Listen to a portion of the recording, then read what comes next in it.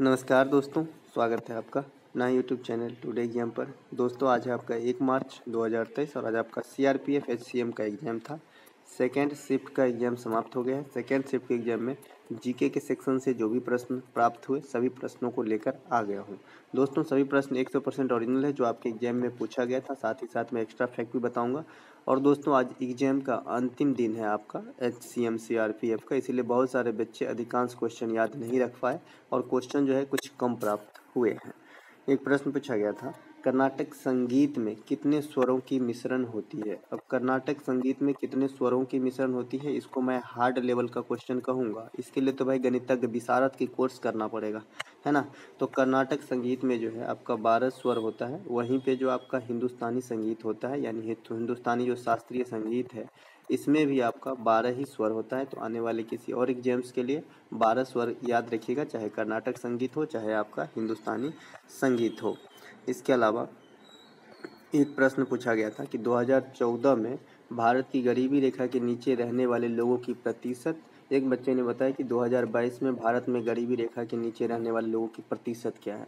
देखिए ये क्वेश्चन एक दिन और पूछा गया था कि भाई भारत में जो है गरीबी रेखा के नीचे रहने वाले लोगों की प्रतिशत क्या है। अकॉर्डिंग टू अगर नीति आयोग पूछा होगा, क्योंकि गरीबी रेखा का जो है आकलन कई सारे संस्था करता है, तो नीति आयोग के हिसाब से 25.2% है भारत में अभी वर्तमान में गरीब लोग जो बीपीएल की लिस्ट में आते हैं।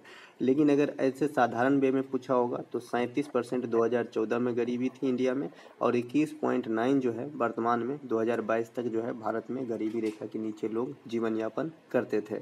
इसमें सबसे अधिक गरीब जो है ये आपका बिहार में है। सबसे अधिक गरीब राज्य जो है आपका बिहार है, तो ये बात भी आपको ध्यान रखना है। दूसरा स्थान झारखंड का आता है गरीबी में, तीसरा स्थान यूपी का आता है, तो ये बात भी आपको ध्यान रखना है। इसके अलावा एक प्रश्न पूछा गया था कि नीरज चोपड़ा जो है क्या फेंकते हैं। इस प्रकार के ही प्रश्न पूछा गया था जैसे ये लैंग्वेज में लिखा गया है, नहीं तो इस क्वेश्चन को ऐसे भी लिखा जा सकता है कि नीरज चोपड़ा किस खेल से संबंधित है। लेकिन जैसे एग्जाम में लिखा गया था वैसे ही मैं आपसे यहाँ पे लेकर आया हूँ, क्योंकि उसमें 4 ऑप्शन दिया गया था, गोला फेंकते हैं, भाला फेंकते हैं, इस प्रकार से ऑप्शन दिया गया था। तो यहाँ पे राइट आंसर हो जाएगा भाला, क्योंकि ये भाला फेंक से संबंधित है। और आपको याद होगा कि टोक्यो ओलंपिक 2020 जो 21 में कराया गया था, इसमें 87.58 मीटर भाला फेंककर भारत को एकमात्र गोल्ड दिलाया था। टोक्यो ओलंपिक में 7 पदक में एक ही गोल्ड मिले थे हमें, 1 गोल्ड 2 रजत और आपका जो है 4 ब्रॉन्ज मिला था टोक्यो ओलंपिक के अंदर, ठीक है। इसके अलावा नीरज चोपड़ा को जो है आपका गोल्डन बॉय भी कहा जाता है, तो ये बात भी ध्यान रखेंगे। इसके अलावा भारत की जो स्टार महिला भाला फेंक के खिलाड़ी हैं ये अनु रानी है। अनु रानी को भी आपको जो है पूछा गया है इसी एग्जाम में। दोस्तों आज या कल से, ऐसे मैं पूरी कोशिश करूंगा कि आज से ही आपको जो एसएससी सीएचएसएल का एग्जाम होने वाला है या फिर एमटीएस का एग्जाम होने वाला है, उस पर जो है जीके जीएस की प्रैक्टिस सेट, जैसे हमने 6 वीडियो पहले ही अपलोड किया है, उससे ही जो है फिर से इस बीच को सीरीज को जो है बीच में बंद कर दिया था मैंने, क्योंकि आप लोग इंटरेस्ट नहीं ले रहे थे। तो मैं चाहूँगा कि आप लोग बहुत जो है इसमें मैसेज किए हैं कि भाई इसे चालू किया जाए, तो मैं कोशिश करूँगा कि आज से ही इसे चालू कर दिया जाए और रात को आपको 8 से 9 के बीच में ये वीडियो सब दिन मिला करेगी। अगला जो प्रश्न पूछा गया था कि गुज्जर प्रतिहार वंश के संस्थापक कौन है। देखिए ये क्वेश्चन जो है काफ़ी इजी इसे मैं कह सकता हूँ, क्योंकि ये लुसेंट जब आप खोलेंगे तो ये पहले ही लाइन में लिखा हुआ है कि गुज्जर प्रतिहार वंश के संस्थापक जो है नागभट्ट द्वितीय हैं। इसके और भी शासक हुए जैसे महिपाल वगैरह, लेकिन जो नागभट्ट द्वितीय हैं ये आपका गुज्जर प्रतिहार वंश के संस्थापक हुए हैं, ठीक है। इसके अलावा एक प्रश्न पूछा गया था आपसे कि 2011 में सबसे कम साक्षरता जो है ये किस राज्य की है। ये तो काफ़ी इजी क्वेश्चन है। तो 2011 में जो सबसे कम साक्षरता है ये आपका बिहार की है। सबसे अधिक साक्षरता की बात करेंगे तो केरल की है। सबसे अधिक जनसंख्या की बात करेंगे तो यूपी की है। सबसे कम जनसंख्या की बात करेंगे तो सिक्किम की है। सबसे अधिक जनसंख्या डेंसिटी ये आपका बिहार का है। सबसे कम जनसंख्या डेंसिटी अरुणाचल प्रदेश का है। और केंद्र शासित प्रदेश में सबसे अधिक लिटरेसी रेट आपका लक्षद्वीप का है ना। केंद्र शासित प्रदेश में सबसे अधिक जनसंख्या आपका दिल्ली का है। ये सभी बातों को आपको ध्यान रखते हुए आगे बढ़ना है। इसके अलावा लिंगानुपात की बात करेंगे उस समय से तो 943 है, और घनत्व की बात करेंगे ओवरऑल 382 है।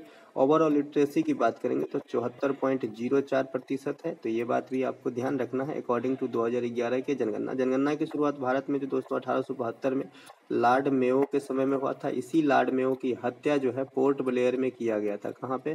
पोर्ट ब्लेयर जो आपका अंडमान एंड निकोबार में है, यहीं पे जो है आपका लॉर्ड मेयो की हत्या हुई थी। तो ये क्वेश्चन भी आपसे पूछा गया था इसी बार के जो है CHCM में, है ना, कि पोर्ट ब्लेयर में जो है कौन सी गवर्नर का हत्या हुआ था? तो लॉर्ड मेयो का हत्या हुआ था। उसके बाद जो है 1881 से रिपन के समय से जो है आपका जनगणना जो है लगातार 10 वर्षों के अंतराल पे किया गया है। अब जो आगामी जनगणना होगा ये आपका 16वीं जनगणना होगी। तो ये बात भी आपको ध्यान रखना है। पिछली जनगणना 15वीं जनगणना थी और स्वतंत्रता के बाद सबसे पहले जनगणना जो हुआ है 1951 में हुआ है, लास्ट 2011 में हुआ है, होने वाला 2021 में था, है ना। तो ये सब ध्यान रखेंगे जनगणना के रिकॉर्ड में। जनगणना के जो अध्ययन होते हैं उसे जनांकिकी या अंग्रेजी में डेमोग्राफी कहा जाता है। तो ये सभी बातों को ध्यान रखते हुए दोस्तों आज इतना ही प्रश्न हमें प्राप्त हुए हैं। तो जो भी प्रश्न आपसे प्राप्त हुए आपके साथ लेकर आया हूँ। अगर अच्छा लगा हो तो लाइक कर लेंगे। मिलेंगे एक नए वीडियो में और आज मैं पूरी कोशिश करूंगा कि जो SSC के ऊपर सीरीज चल रही है ये वीडियो आप तक पहुंचाऊं। इसमें मैं काम जारी कर दिया हूं और सब दिन आपको वीडियो मिलेगा, बशर्ते कि आप लोगों को भी थोड़ा सा मेरा साथ देना पड़ेगा और अटेंड करना पड़ेगा। क्योंकि आपको मैं पहले ही, आप मेरे चैनल पेज पे जाएंगे तो वहाँ पे स्पष्ट लिखा है कि मैं आपको दिशा विहीन सवाल को पढ़ाऊंगा ही नहीं, जो आपके एग्जाम में नहीं आएगा। मैं सिर्फ ऐसे ही सवाल पढ़ाऊंगा जो एग्जाम में आए हैं या फिर आने की पूरी संभावना है, क्योंकि मुझे मालूम है आपका समय कितना कीमती है। चलिए दोस्तों मिलेंगे नए वीडियो में, तब तक के लिए जय हिंद।